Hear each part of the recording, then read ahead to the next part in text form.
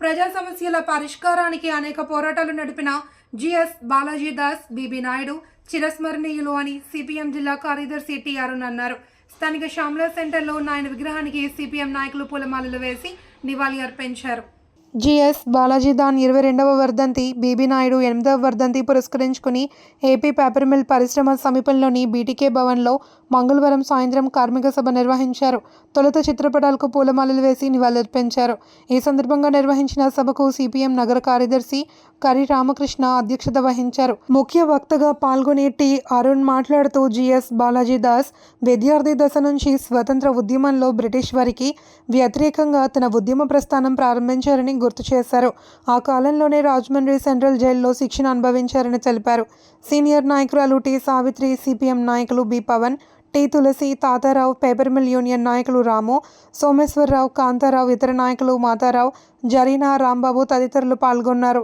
CITU మొట్టమొదటి రాష్ట్ర మహాసభని రాజమండ్రిలో నిర్వహించి ఆ సిఐటియు వ్యవస్థాపక ఆంధ్రప్రదేశ్ రాష్ట్ర ఉపాధ్యక్షులుగా పనిచేసినటువంటి కామ్రేడ్ జిఎస్ బాలాజీదాస్ గారు అదే సందర్భంలో తూర్పుగోదావరి జిల్లాలో బ్రిటిష్ నిర్బంధాన్ని ఎదుర్కొని కమ్యూనిస్ట్ పార్టీని నిర్మాణం చేసి స్వతంత్రం వచ్చిన తర్వాత కమ్యూనిస్ట్ ఉద్యమంలో అనేక పోరాటాల్లో రాటుదేలి భారత కమ్యూనిస్ట్ పార్టీ మార్క్సిస్ట్ ఏర్పడ్డ తర్వాత సుదీర్ఘ కాలం పాటు తూర్పుగోదావరి జిల్లా సిపిఎం పార్టీ జిల్లా కార్యదర్శిగా కామ్రేడ్ బాలాజీదాస్ గారు పనిచేశారు.